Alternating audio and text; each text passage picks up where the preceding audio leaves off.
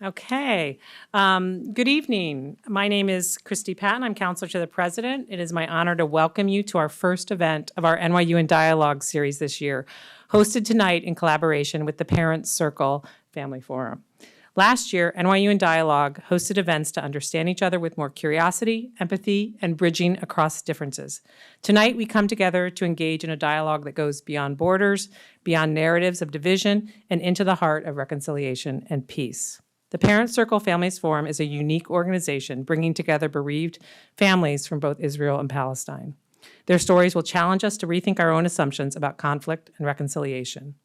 Their voices remind us that while the path to peace is fraught with challenges and setbacks, it is also filled with hope, and it starts with the willingness to engage in dialogue. Before we get started, I want to go over one housekeeping. Each of you have a pen and a piece of paper, or there's pens and papers around on your chairs. If you have a question for the panel during the presentation, just write it down and raise your hand, and someone from our team will come and get it. But just try to write your questions down by 6:30, because that's when we'll collect them and bring them up to the moderator. Thank you for joining us in this significant conversation. Let us listen, learn, and be inspired by the remarkable work of the Parents Circle Families Forum.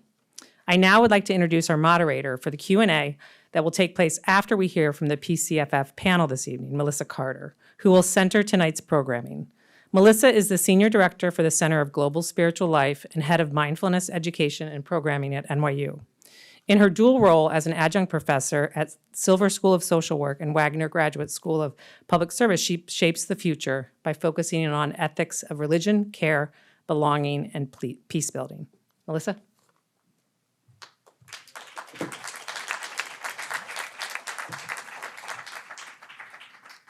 Thank you, Christy. Good arrival, everyone. So we're about to have the honor of being a witness to our esteemed guests who will graciously share their hearts with us. And out of respect for that gift, I'd like to invite us all into an agreement around care and how we're going to co-author this space and hold this space together tonight. So tonight, I ask that when we engage one another through this deep listening, that we do it through compassion, through candor, through curiosity, most importantly, through love for ourselves, for each other, and we hold our guests on this stage in that love.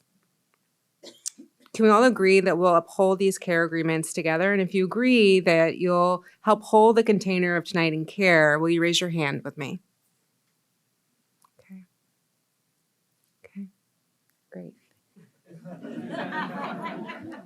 All right. So we're now all in care.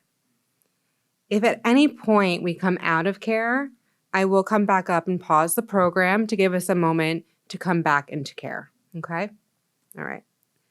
As part of that care, it's important that we recognize who we unfairly are missing tonight. Many in this room are bereaved by the violence and loss of life in Israel and Palestine, and/or know someone who is.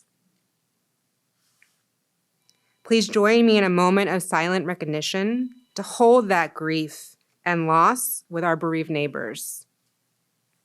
For just this moment, no matter our beliefs, we will hold that grief together, so no one here tonight has to hold it alone. Please join me.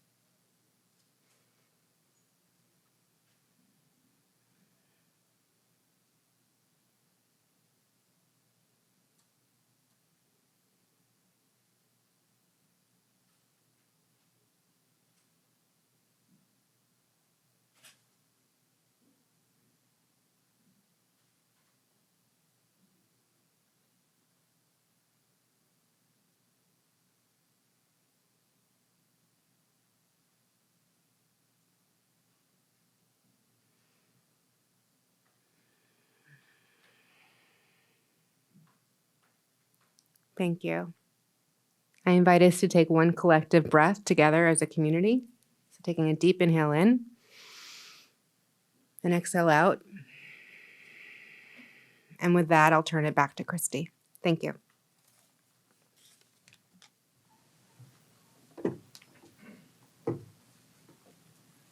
Thank you, Melissa. I'd now like to invite President Linda Mills to the stage.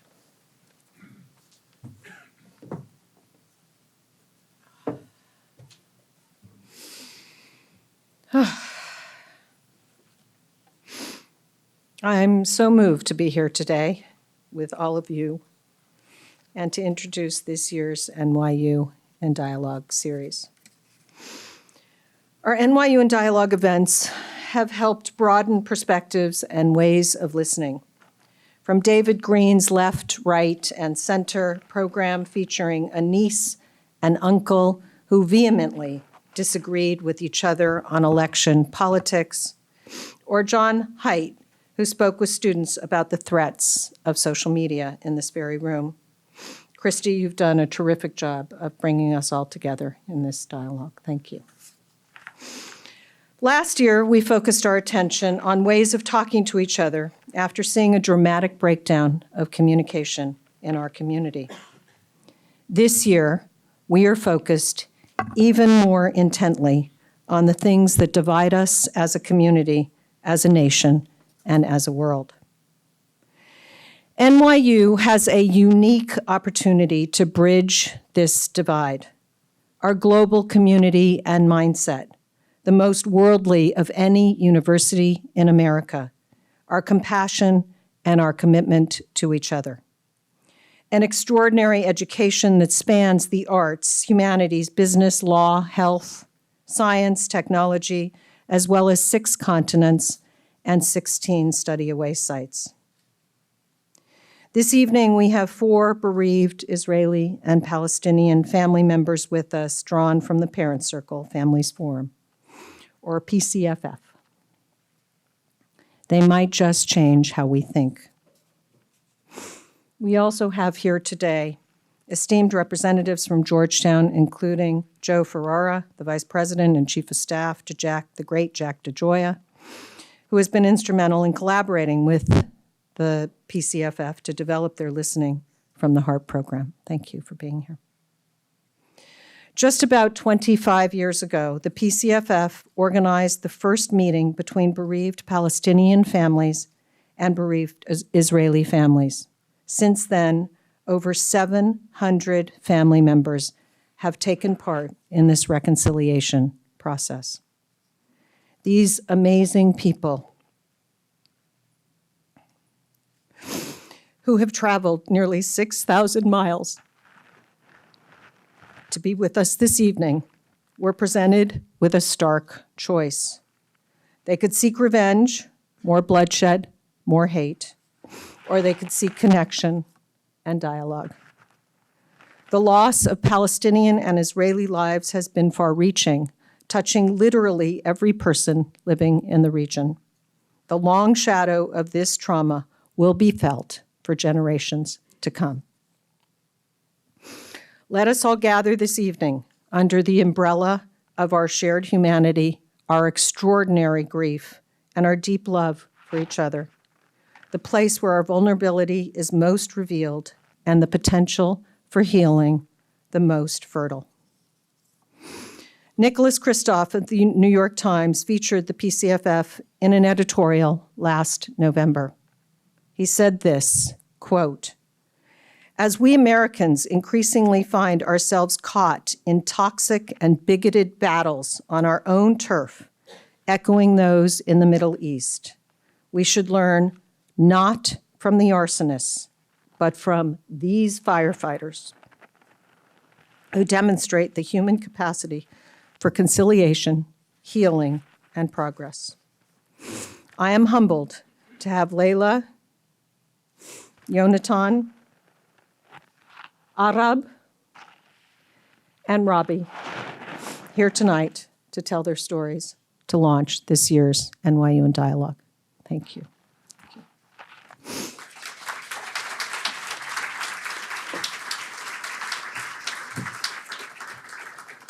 Now, what you came for. I want to introduce you to Shiri Orion, who will be guiding us through the next portion of this evening. Shiri is the Executive Director of the American Friends of the Parent Circle Families Forum. And with a bang, there Shiri is. Shiri, I'll let you take it away. Thank you.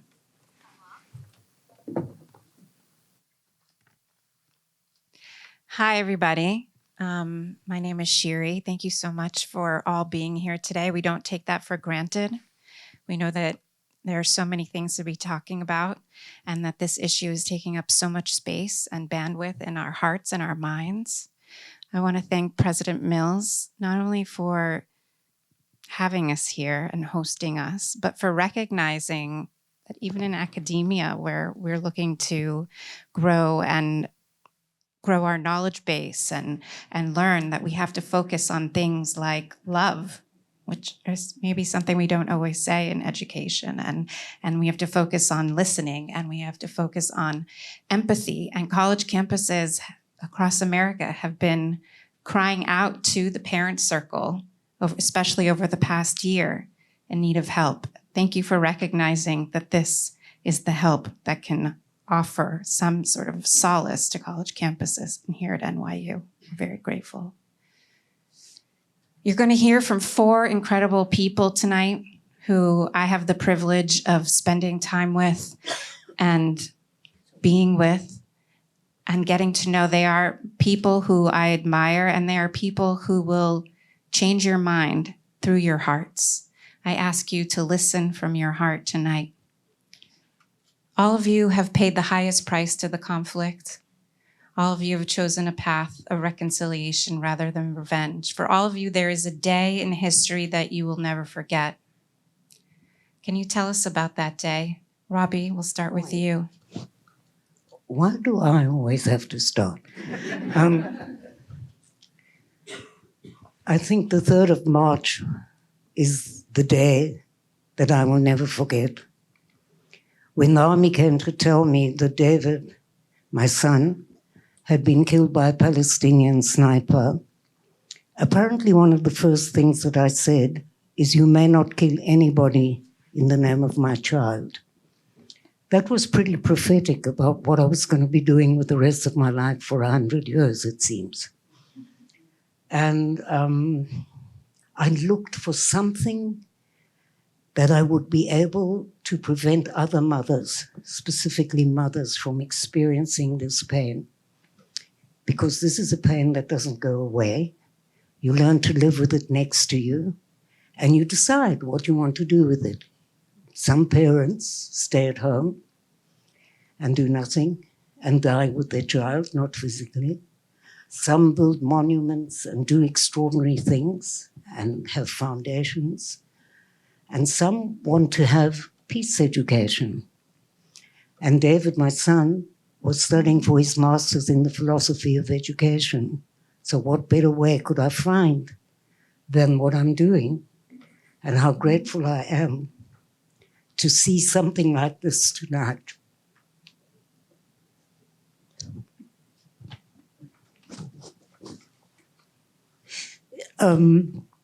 That people care, and that maybe they don't agree with us, but that's actually fine.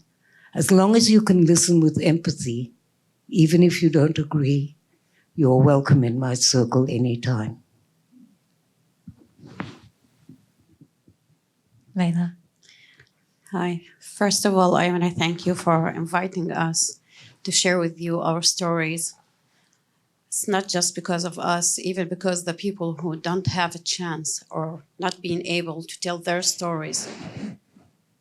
My story started 11th of April 2002, 4 o'clock in the morning, when my son woke up in a very critical condition, because at that night the Israeli soldiers came to our village and they threw tear gas, and he was just 6 months old at that time.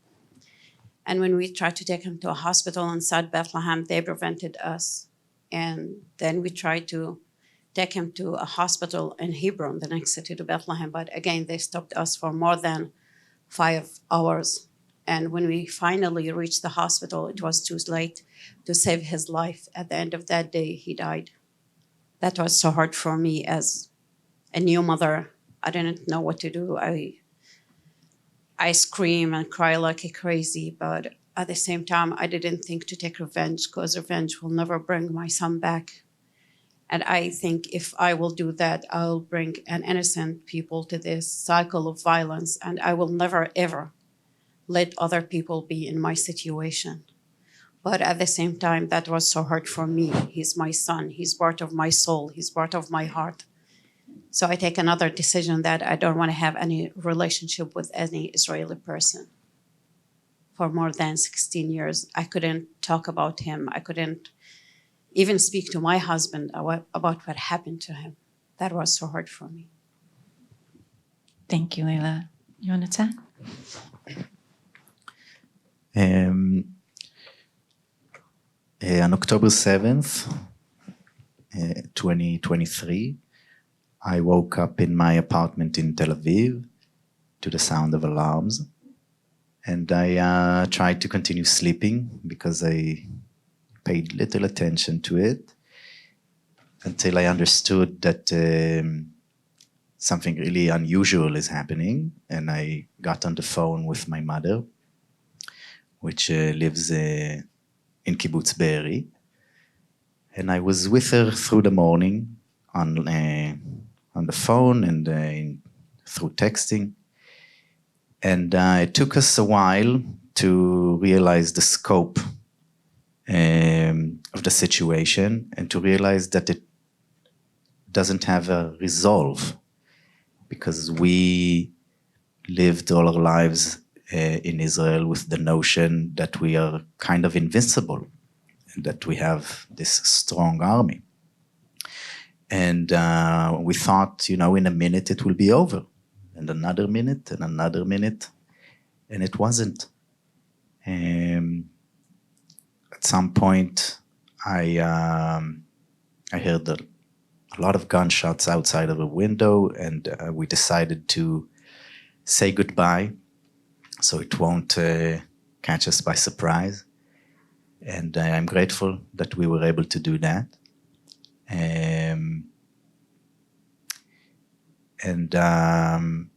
She went offline after that, and I thought she died. It took me about an hour or two to understand that people are being taken. And she was considered hostage for over a month until archaeologists were able to find her remains in the house. She never left the house. And after that, I sat after the army came and representatives and let us know that she died back then. I remember thinking, okay, the mission of retrieval of the hostages is over. Now I need to begin the next mission of creating an alternative reality, of being invested in change, that these kind of catastrophes will stop happening to us. Thank you.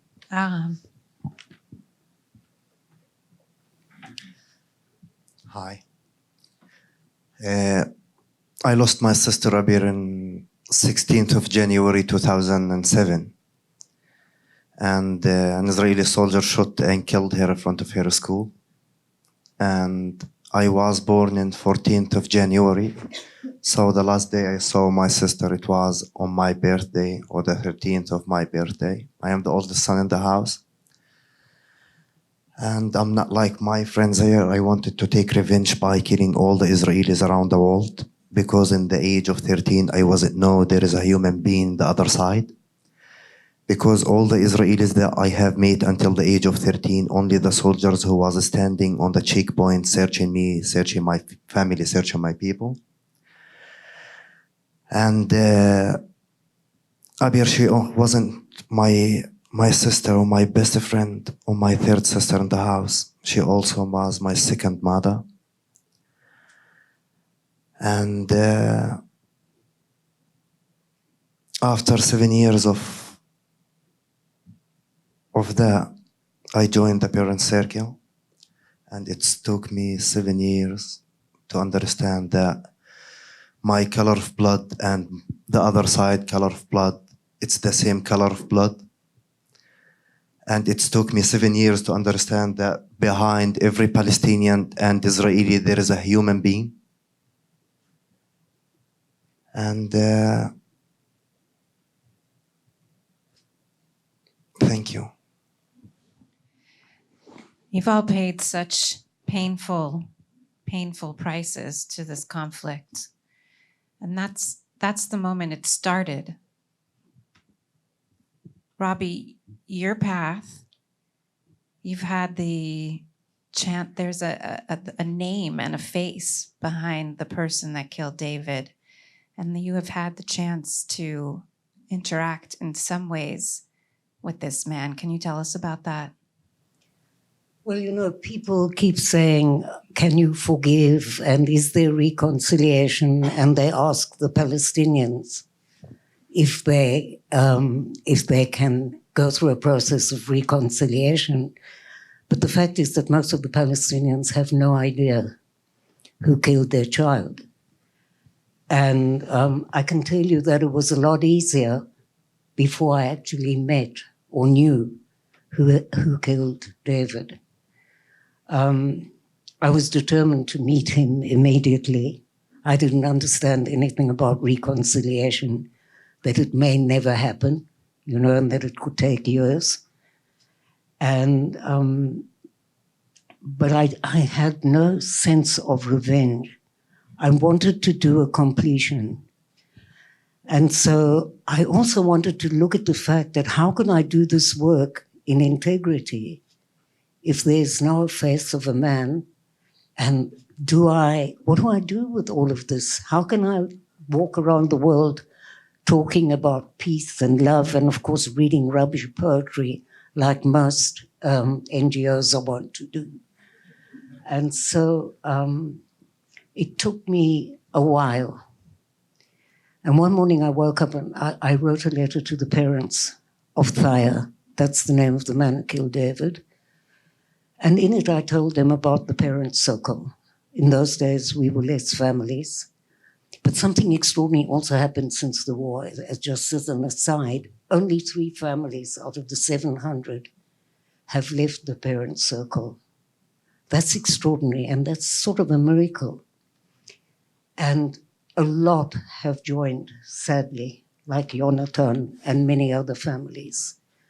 And they are extraordinary because consider the fact that it's not even a year. It will be soon, but they all joined the parent circle weeks after their loss. That's extraordinary. And so that also brings a sense of hope in many ways. And in this letter that I wrote to the parents, and by the way, if we can understand why somebody does something, it's already the beginning of a conversation, of being able to dialogue, because we don't understand why. And I want to say that I hope that we'll have an opportunity, because I tend to talk a lot, but I hope we'll have the opportunity to connect to what happened in Gaza and how, and understanding why, and understanding the kibbutzim, and understanding how this man got to kill my son and another 9 people. And when I wrote the letter, I told the parents of Thaya about the parent circle. I told them about David.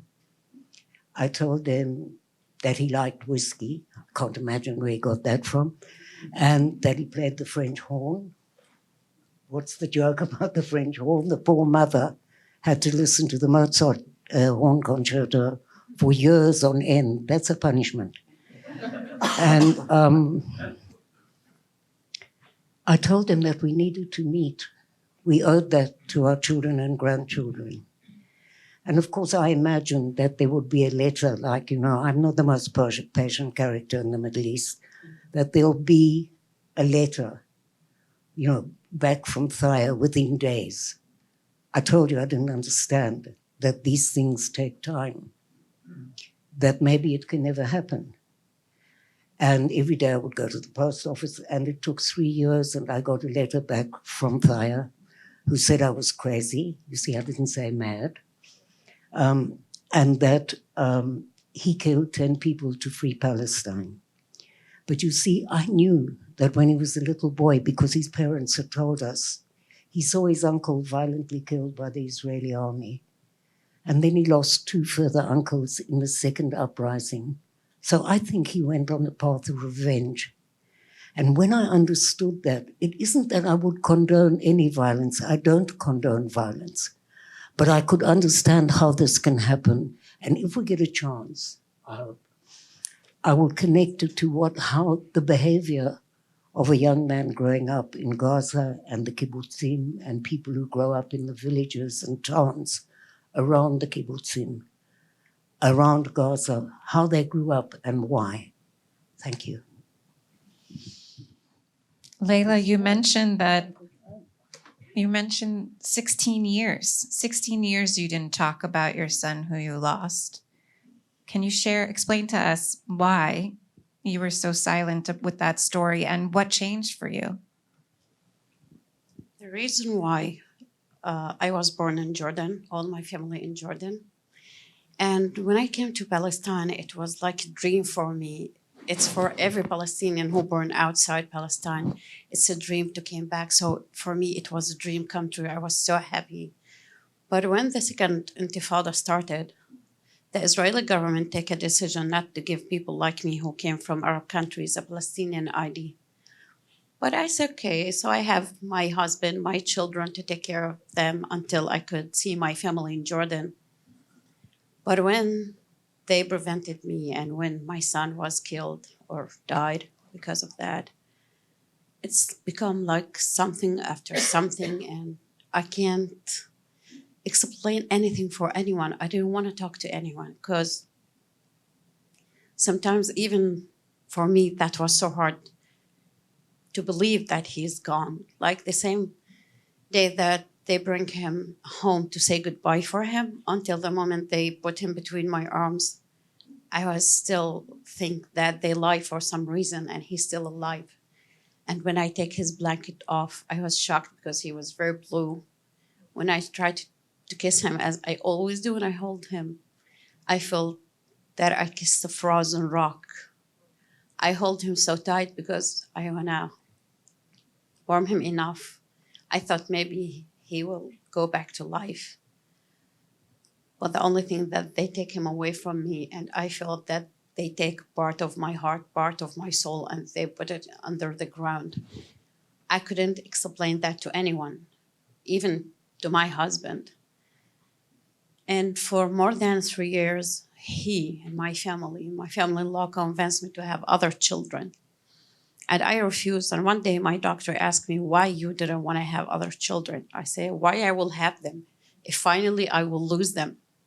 Why I will bring them just to...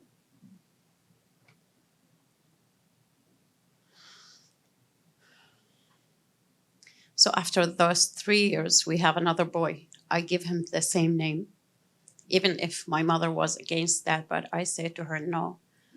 Every time I called him, every time I look to his eyes, I want to remember all the details. I don't want to forget anything. And that was so hard to talk about this. So after 16 years, after I joined, or after one of my friends who talked to me about the Burn Circle and convinced me to go there and to participate one of the project, I refused for many times. And even the day that I went to listen to them, I refused, but he insists, and I try even to give him excuse, but he didn't listen. And he said, I'm waiting you in the car, just dressed, and came. And I say, oh my God, he will never leave me alone. So I should go there just to make him stop, not because I'm convinced about what he's talking about. So when I went there were just Palestinian, and we sit, we talk. After 5 minutes, when the Israelis start to enter that room, I felt something ache in my chest. I don't want to be them. I don't want to be with them in the same room. I don't want to see them. But something happened, amazed me when I saw them, the Palestinian and the Israeli, hug each other, kiss each other, and laugh and talk like a family member. And I was really looked to them and I said, oh my God, they are so crazy how they could do that. And then I said, because I want to listen to them, because I want to understand what's going on and what's the thing that make them so close to each other like that. To listen to the Palestinian, that was so normal thing. All that stories, I know some of them, and it's the same thing that we live. But when I start to listen to the Israeli and their how they lost their beloved ones, I was really shocked and moved, because that was the first time I looked at them as a human like me. The first time I felt that we share the same pain, we share the same tears, even if we had a different circumstances.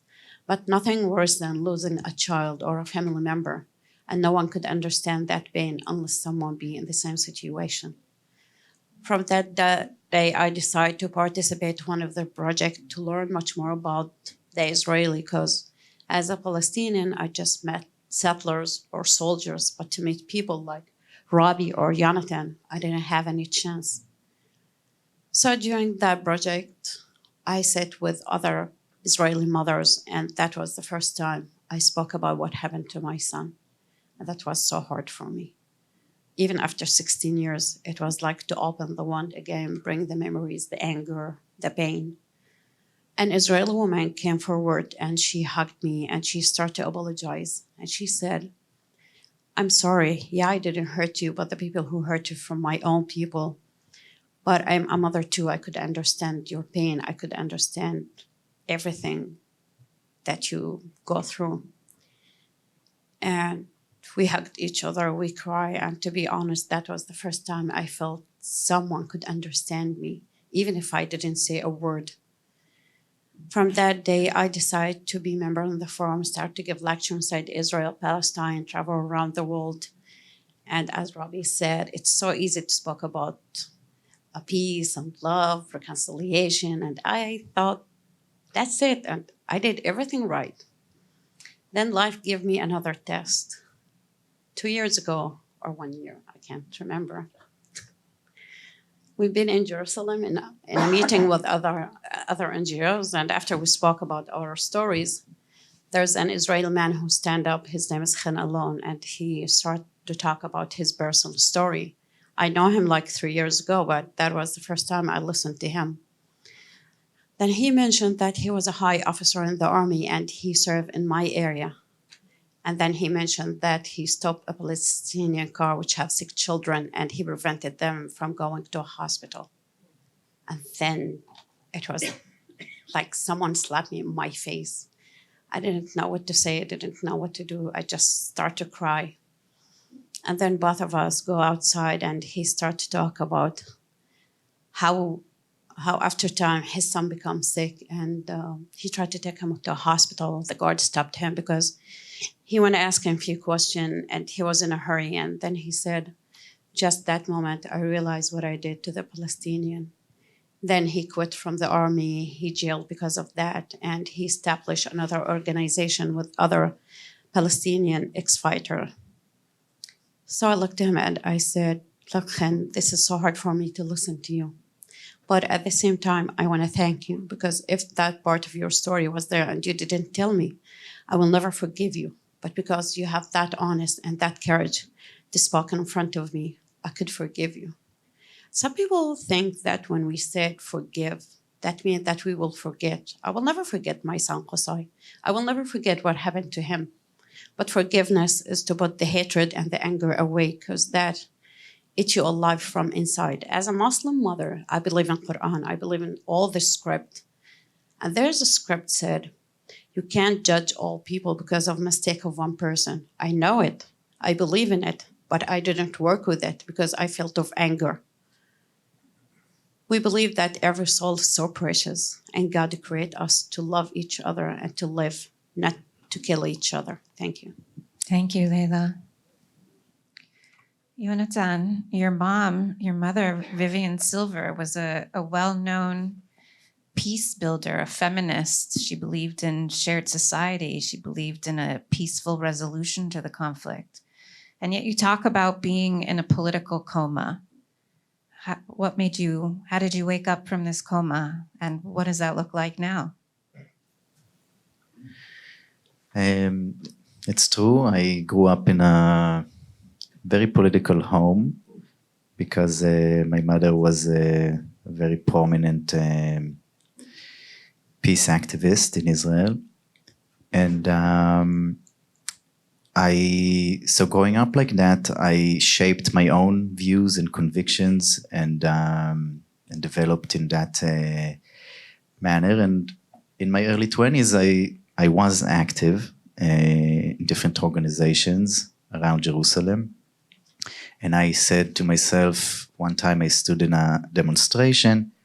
I said, okay, we're not doing anything standing and yelling in the streets. I'm going to go study law and become a human rights lawyer or become a policy changer. And I did that.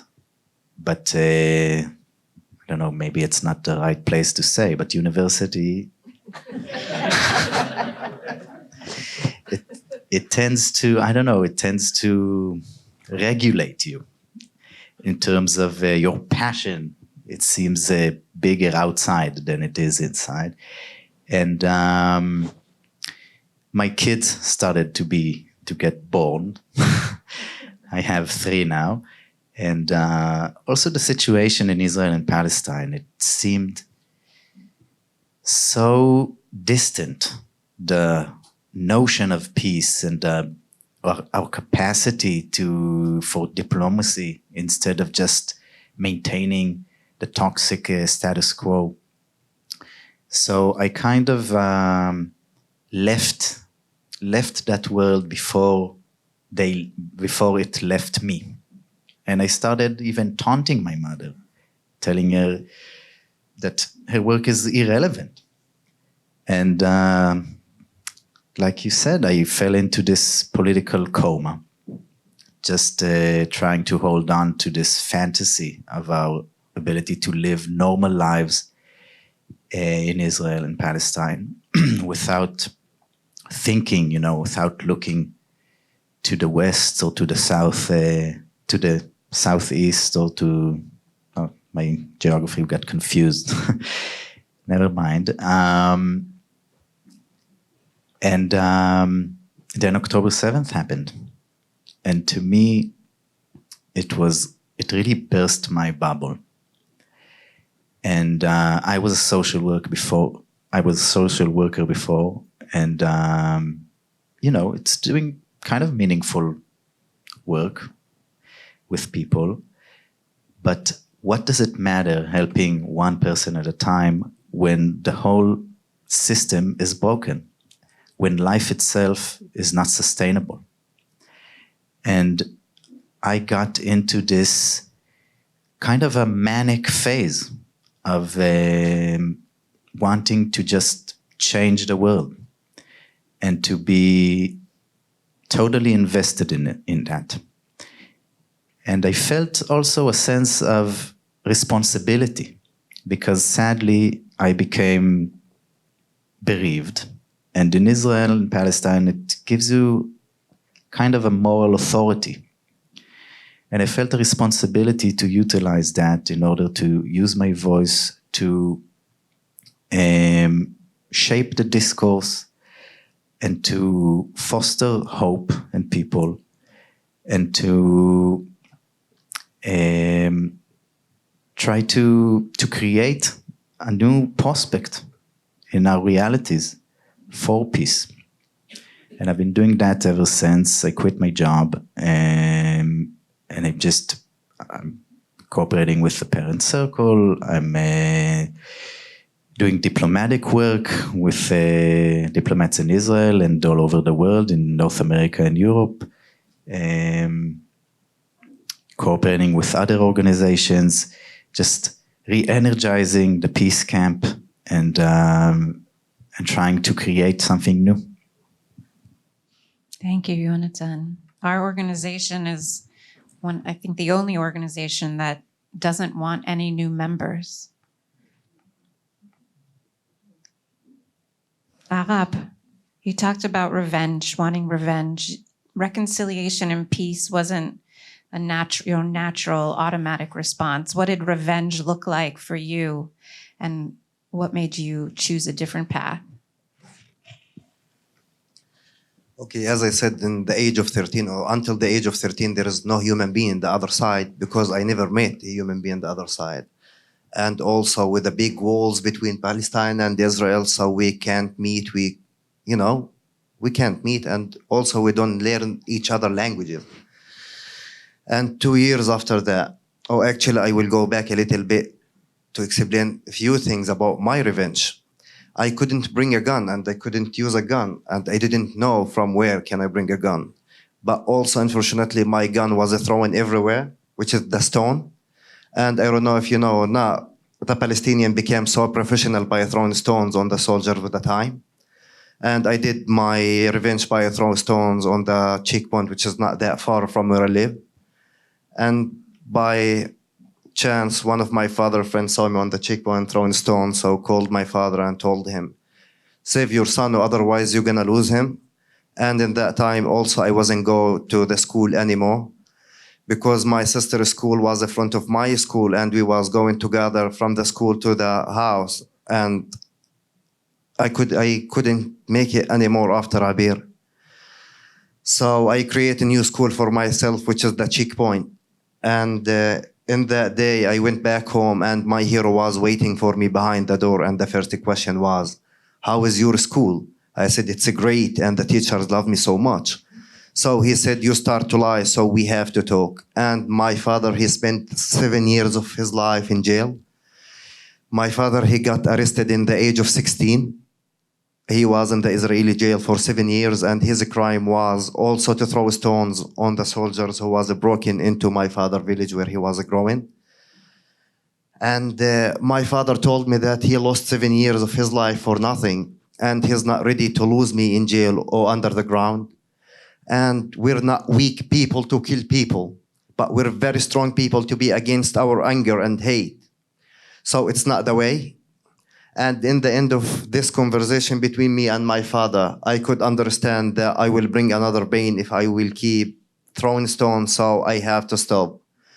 And I promised God and my father that I will never throw stones again, but I will never stop revenging for my sister's blood. And I confused myself more and more, because after promising God and my father, how can I do my revenge without violence? So I went back to my hero and I said, how can I make my revenge now without violence? And my father said, there is too many kinds for revenge, and you can make your revenge without blood, without violence. But first of all, you have to make peace with yourself. If you could, you can get out of the door. And if not, stay in your room, much better for you and myself. So I was thinking a lot about the peace and how can I make it with myself? And I didn't know. So 2 years after that, I went to Buchenwald, one of the death camps in Germany. And also all the way to there, I will never forget in my life. I thought I'm gonna learn something big from that big Hitler who killed 6 million Jewish people. And after 2 seconds that my feet fall in that death camp, I start to cry like crazy for the people who lost their life for nothing. And I confused myself more and more. So I get out of that death camp with a lot of questions, but there is no answers. So I went back home with a lot of questions. And first thing that I decided to do to learn Hebrew. So I was teaching myself Hebrew for a few months, and then I start to speak Hebrew. And I heard once something great, and it's with me until today. If you wanna kill yourself, keep hating your enemy. But if you wanna win your enemy, learn more about it. So I didn't want to die. And I wanted in these days to win my enemy. So I start to learn more about the Israelis, and then I decide to know more about my enemies. And until that age, I wasn't know. Also the Israelis on the other side, they losing brothers and sisters like me, because as I said before, there is no human being on the other side. And with the time, when I start to know more stories, like Jonathan and Ruby and more brothers and sisters in our form, I start to lose a lot of things, which is the hate for the other side and the fear from the other side. And as I said, because we don't talk to each other, so we don't know each other, and we're calling each other enemies. And I think the only way that we can know each other by talking to each other, it's the only way. And it comes with TTT. Things take time. Because we don't know each other, we must have time to know each other. And yeah, I understand that, as I said before, we have the same color of blood. And also I understand if I will kill all the world, I'm not gonna bring a beer back. So it's not the solution. It's not the way. But if I will talk to the other side and I will show them my humanity, I will save my son today. I will save my son tomorrow. I have a son who's 5 years old, and I'm doing what I'm doing today to save my son, to change tomorrow for him and for myself too. I don't want to lose a kid like my father, and I don't want my kid to lose a brother or sister like how I did. So the only thing could help us to know each other and to talk to each other. Thank you. Thank you, Arab. Yeah. Robbie? No. Yes, I'm sorry. The Parent Circle, you're the international spokesperson of the Parent Circle. You're one of the founding members. Running a joint organization made up of Israelis and Palestinians is no easy task under normal circumstances. How did the work change after October 7th, both in Israel and Palestine, but also around the world? For me personally, the 7th of October was very similar. My reaction was the same as when David was killed. I have to change the world overnight. This is my first visit to America since October. I've been to Germany, to England, to Italy, and it's all the same story, everywhere, the polarization. The grand experts on the Middle East. Everybody now is a major expert on the Middle East.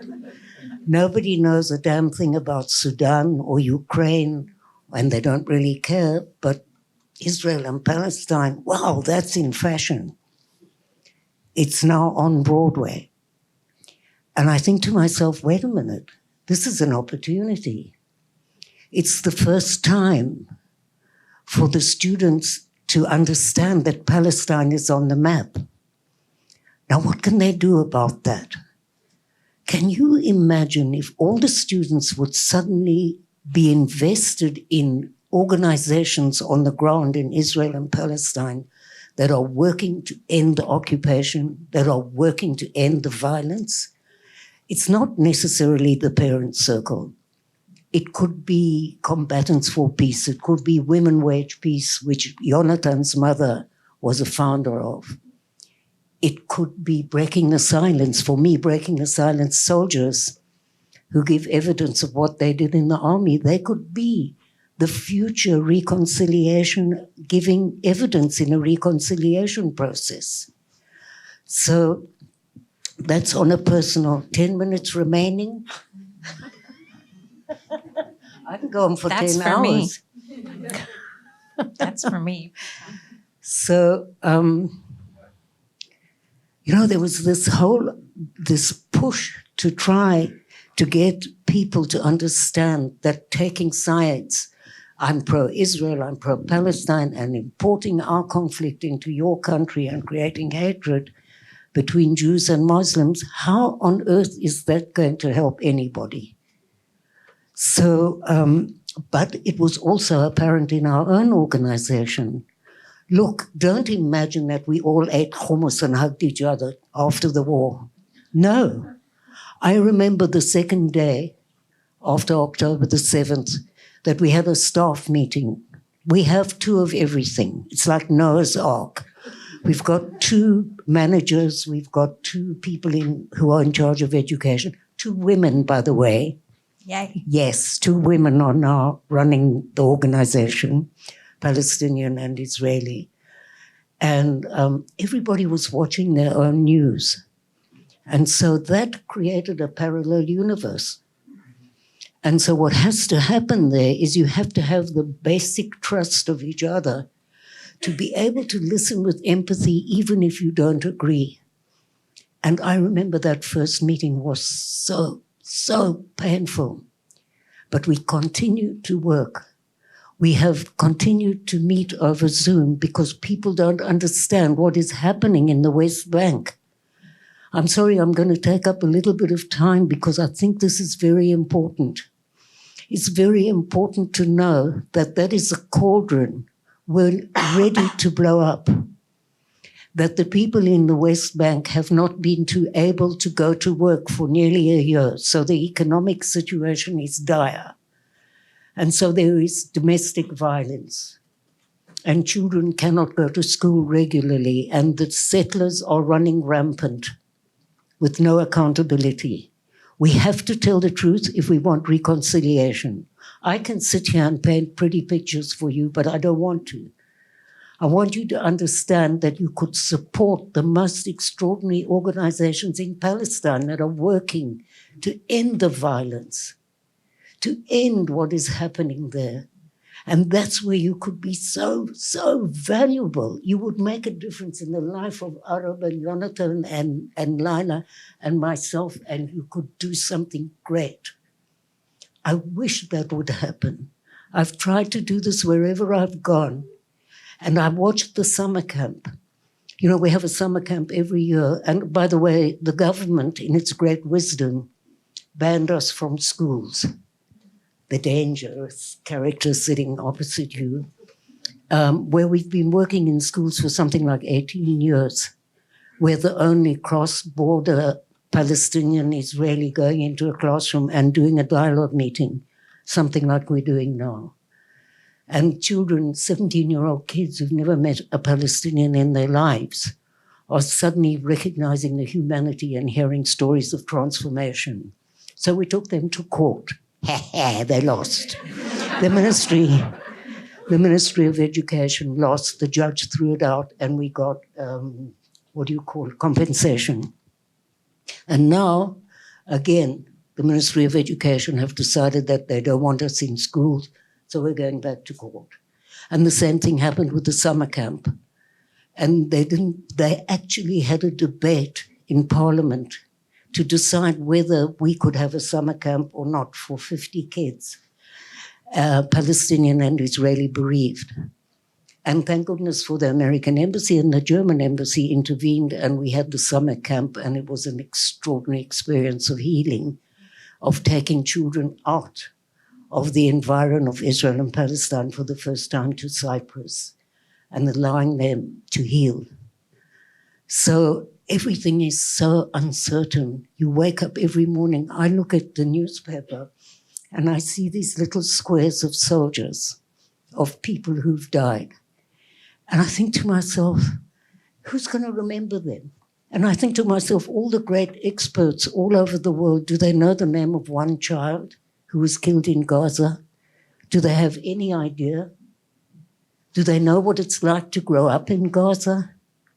If you're 14 years old and there's a war every 2 years and you don't have a shelter and you have nowhere to run and you watch your mother and you live on a kibbutz and you thought you were invincible and it's suddenly the 7th of October and you're not, and you're a child living in Sderot and Ashkelon or Ashdod, and you've grown up from the age of nothing almost with rockets. I can tell you it's not fun having rockets.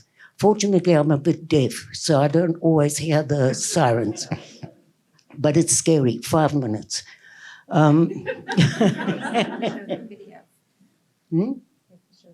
Okay, so what has come out of all of this talk is something extraordinary. It's our way of coping with requests from all over the world for a program that we could put online. And the people from Georgetown here, who've been our mentors for so many years, since I was young and beautiful, you know, and I'm so grateful to you. I really am. And I'm so grateful also to you, because you've given us this opportunity to start a whole cycle of perhaps universities watching an online program. And we have a little clip which we want to show you, and we hope that this will make a difference all over America and in Germany and in Italy, all over the world. It's a chance to see the humanity in the other. It's a chance to talk from the heart and to listen from the heart. Thank you. So we'll watch the video now. It's a video about the peace education program that we're launching really here this week in New York. This is available to college campuses, but not only, but also to religious institutions. And I mean, you name it, they've reached out to us, labor unions, the psychology associations, Fortune 500 companies, the World Bank. There are so many towns. Yesterday we were in Hastings-on-Hudson, Maplewood, New Jersey. Their neighbors don't speak to each other because of the Israeli-Palestinian conflict. So this program is for them and for any university class, student leaders. Let's watch the video. You'll get a sense.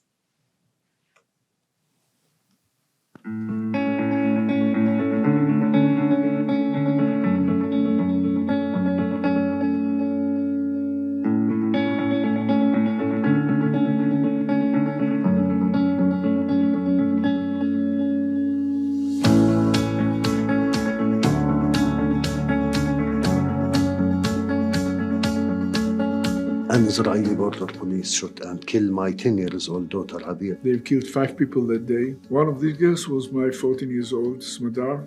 When we reached the hospital, they said it's too late to save his life. Naomi came to tell me that David had been killed by a Palestinian sniper. About 8:13 in the morning, they were shot with an RPG grenade, and all 4 of the soldiers, including Yanai, were killed at the post.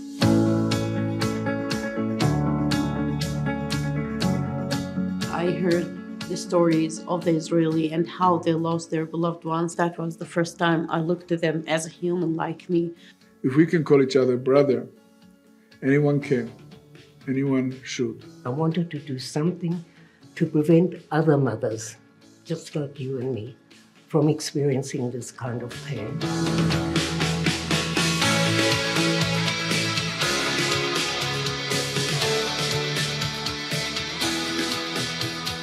If you want to make peace with your enemy, you need to work with your enemy. Then your enemy become your partner.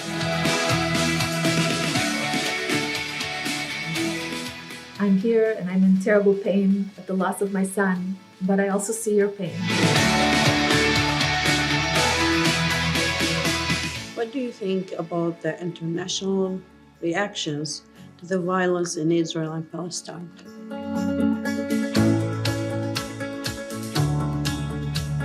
When I show empathy for one side, I'm told I'm being anti-Semitic or anti-Palestinian. How should we deal with that?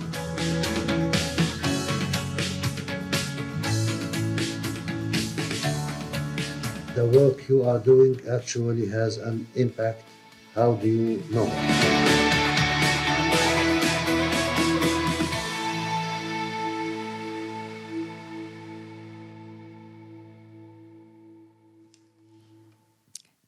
We're going to open for questions. I know people have been collecting cards. Melissa, I turn it over to you. Thank you. I also brought up some tissues. Okay. Tissues, in case you all need never it. give tissues to anybody Robbie. because it spoils the experience. We're allowed to cry and have snot coming out. Sorry, Getting my Dr. tissues. Okay. I want to thank each of you for modeling what is possible when we reach for each other's humanity and not hate. So we have many questions from the audience, and I'm going to do my best to get to as many as I can. The first one's not a question, it's more of a statement that I thought I should read, and this is from someone in the audience. To all the panelists, thank you immensely. Your courage and empathy are nothing short of inspiring. I can't fathom your grief. You are all paving the path to follow. So a question, and maybe we can do like 1 or 2 answers, and then we'll move on to the next question to try to get to as many as we can. What kind of reactions have you encountered from your communities as you've engaged in peace-building efforts? And how do you respond to those who may not understand your decision to work together? Leila. Of course, there's people who encourage us, and there's people who supported us, like my husband, my family-in-law. They supported me from the first moment that I told them about that. But on the other side, there's other people who are against, like my oldest daughter, because she's the one, she know the whole story. She's the oldest, she know everything. She asked me many times, to leave the organization. And once she said to me, "How could you do this to me and to my brother?" And that was so hard for me how to explain that for her. So every year we have a Memorial Day. It's a ceremony to celebrate or to show the whole world that if we are the people who suffer daily from this occupation, who are lost their beloved ones, could stand side by side, put our effort together to change this reality, everything could be possible. So I was one of the speakers, and when I returned back home, I've been so terrified because I didn't know what her reaction will be, because that was online. And she came forward to me and she said, "Just now I understand why you are doing this, and I'm so proud of you." And she came and hugged me, and really I started to cry because that was the most important point in the whole journey. Because if my children could understand that, everything will be easier for me to do. And now she become member of the forum. She become part of the women group. And she's so happy when I travel around the world, because she will destroy the kitchen with her father, try to do cakes and whatever they want. And I maybe tell you another short story about my father. My father, he was one of the first fighter in Fatah organization. But after time, he quit and he became a teacher. And once when I went to visit them, he asked me to leave the organization. And he said, "We're still under occupation and they're still our enemy, and you can be with them at all the world that you think about." And I look at him and I said, "You know that my son died. Did you know the whole story?" And he said, "No, you didn't tell us anything." I said to him, "You know that I stayed in Bethlehem for 11 years, couldn't come back to visit you because I didn't have a Palestinian ID. Did you know what happened to my life during this 11 years? And he said, "No." I said, "How could you judge me? How could you ask me what to do or not to do? This is my life and this is my decisions. And I'm the only one who could take control of it." And he was very shocked because that, for him, a red line.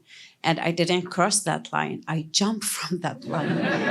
And I was really shocked because to have that courage to argue with him about something like that. But when you believe in something, you will never care about anyone, whatever they said. And then he looked at me and he said, "Even if I still not convinced, but if you think this is good for you and for your children, so do whatever you want." So it's about how you talk to other people about this. Imagine every time you spoke to those people, like when I look to myself before 16 years, I was one of those people. I was refused everything. I didn't want to hear anything about the other.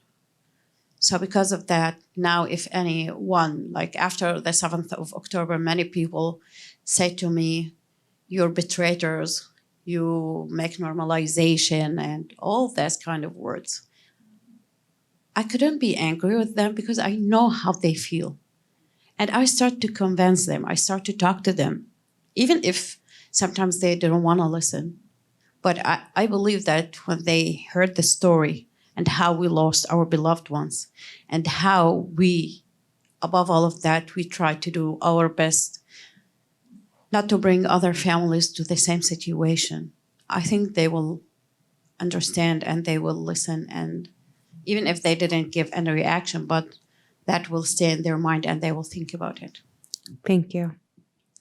Let's ask another question. What messages would you like to share with others who are struggling to understand the complexities of this conflict and the human costs behind it?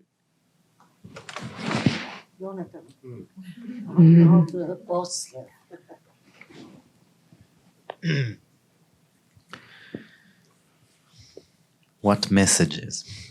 I think a very basic message that I see very clearly is that Israelis will never be secure and Palestinians will never be free if we don't achieve peace. The other option is extermination. There's only two options. Either we share the land, two peoples together, or we exterminate one another. And so when you understand that is the starting point, then the goal kind of shifts, because I understand that our failure up until now was collective, and our success has to be collective, and it will be. It's a matter of time. Another message that I believe in is that this war is not between obsolete sides, two peoples. It's between forces, between a force of life and well-being and a force of chaos and death. And these forces are present in both peoples. So when we create partnerships across the divide, then we change the emphasis of this conflict, and we can work together in trying to shape a shared future. Thank you. I'm going to ask these two questions together. Is there a thought of making your group a political movement, and what might that look like? And do you believe that one day there will be peace in the state of Israel between Jewish people and Palestinian people? And if yes, will that come from the politicians or the people? Okay. Well, the long-term vision of this organization is to... I'm not very good at this, am I? The long-term vision of the organization is to create a framework for a reconciliation process to be an integral part of any political future peace agreement. Because without that, we've signed all kinds of papers on the White House lawn and everybody hugged each other, but the people were not prepared. So actually all the work that we do in the Parent Circle is towards this goal of creating a form of reconciliation. Now, I think if I didn't believe that this was possible, why on earth am I doing this work? And we are not a political organization. I mean that we are not affiliated to any political party. However, anybody that's working for peace is political. Thank you.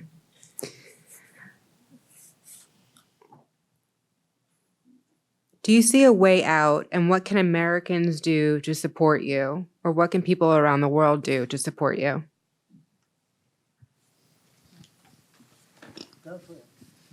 Thank you for this question. I love to answer it. First of all, I think as Americans, you can help us and with your voice. And as Ruby said before, we don't want you to take our conflict or to bring our conflict to your country. I think you have more than enough. And also, I think by standing on one side, you won't also help us, or Palestinian or Israelis. I think you should be pro-peace and justice and humanity for both sides, Palestinian and Israelis. And thank you for this question. I want to add something. It's not just about not importing. It's about a responsibility that we all have now after we've heard their stories. Once you've heard their stories, your life has changed. My life has been changed, and I hear the stories continuously, and every time I hear it, something in me is moved. We have a responsibility now. When we walk out of this room, we have to do something.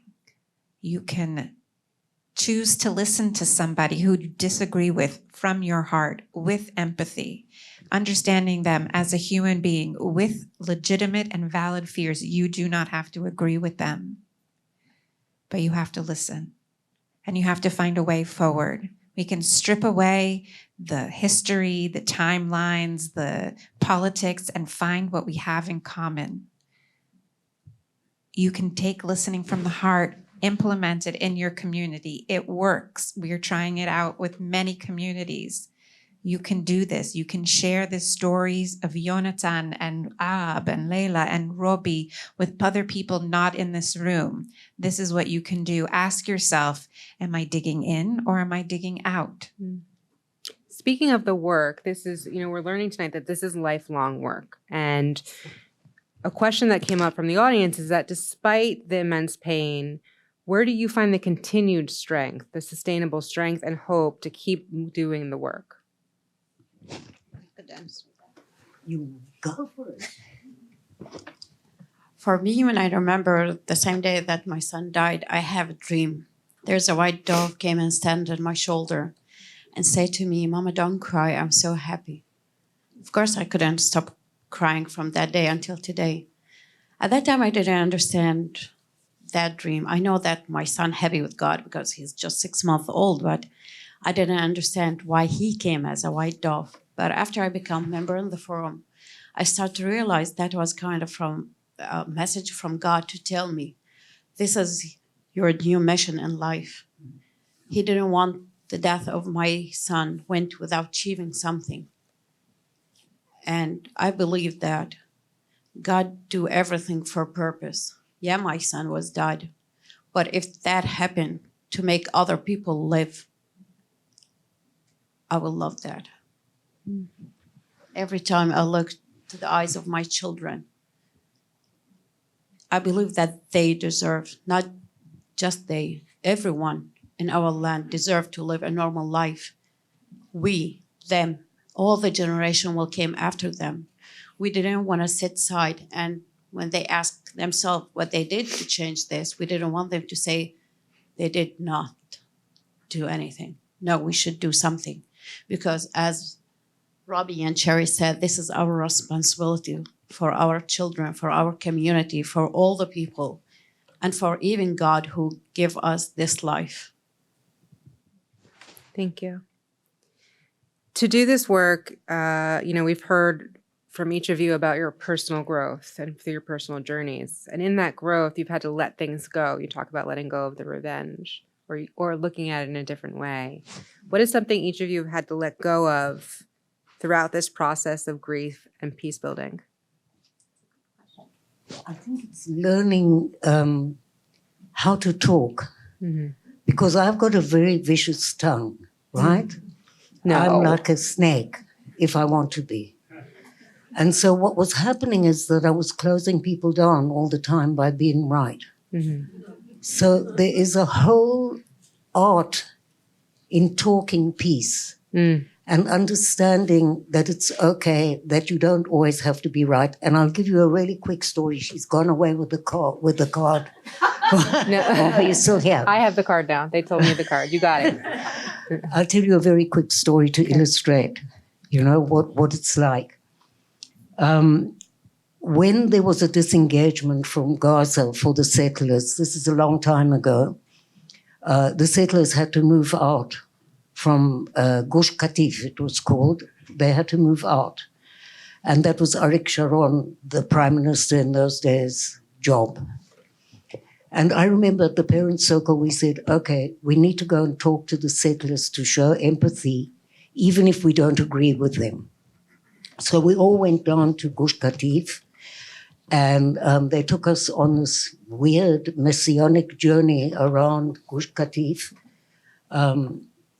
And they thought that God would prevent them from having to leave. I'm serious. And so then we went into a house, and I sat there and I looked around and I thought, wow, this woman has to leave after 30 years. Who are you to be so judgmental? Because she, this is the third generation already that she's leaving. And then she said, I can't leave because my son's buried here. And now the old Robbie would have said something like, yes, and how many soldiers need to die before you will? Mm. But I didn't say that. Mm-hmm. I said, you're a mother and I'm a mother. And the Palestinian mother across the road, we've all lost children. Wouldn't you do anything in your power to prevent another mother from experiencing this pain? And that's this whole art, which you have to learn. It's also being able not to be always right. It's fun to be right, but it doesn't always work. Thank you.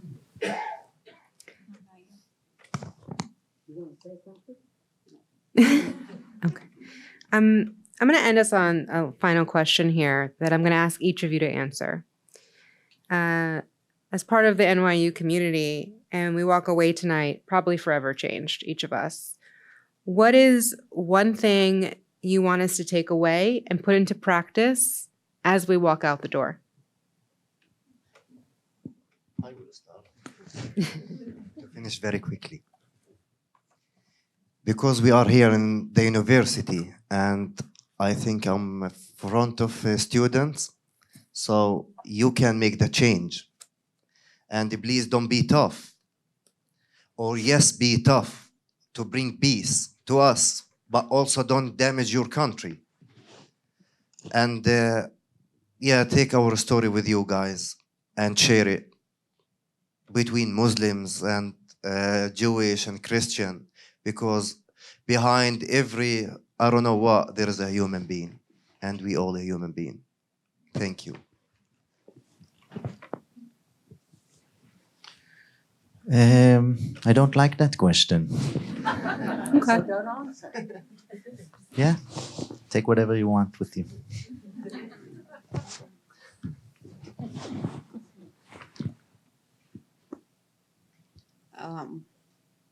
Maybe I will tell you something so short, but few weeks ago, my youngest daughter, she's 9 years old. She drove something or painting something, and when I came look at her, I was really shocked. She painted the house, and there's a rocket in the sky, and there's a people who run in the street, and all of them in gray. And I said, "Why you color them in gray?"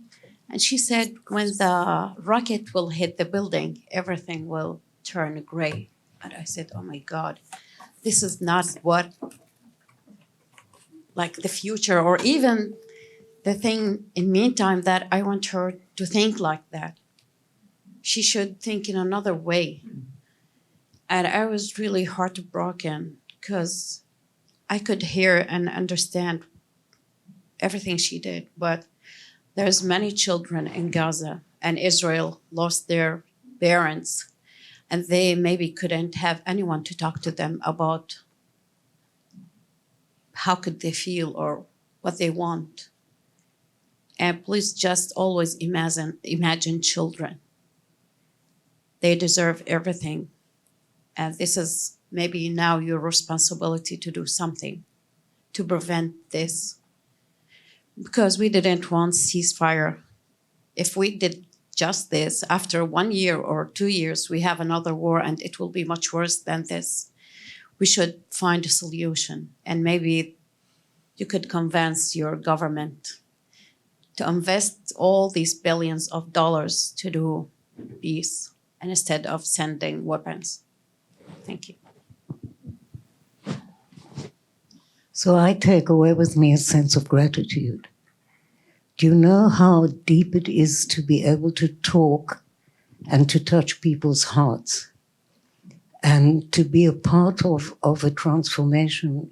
I think of some of the angry people that came to the parent circle, and how through storytelling and how through listening, they suddenly recognize, that killing and anger just kills the person who's angry. And so just if you have a little piece of changing somebody into not wanting bloodshed, I'm very grateful for that.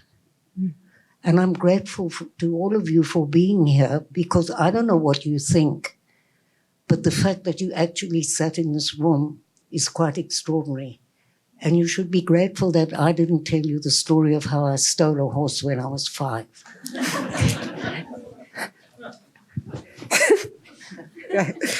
Thank you, Rob. So we're unfortunately out of time. I'd like to share gratitude again to each of you. I do think that we all are forever changed. I know I am. And I want to thank each of you for being here, for witnessing this. for the energy of this room. And again, going back to just thanking you for your bravery. Thank you for letting us into your hearts. I know that the power of tonight will be with us for a long time, if not forever. We ask each of you to continue dialogues like this, to dialogue with those you love, with our community members here at NYU, and also please join us for additional NYU in Dialogue events. We must keep listening, we must keep connecting, and staying curious of one another. Most importantly, witnessing each other's humanity. So please, everyone get home safe tonight. Let's end the same way we started, which is one collective deep breath. Taking a deep breath in. And exhale out. And thank you for coming. Thank you for being here.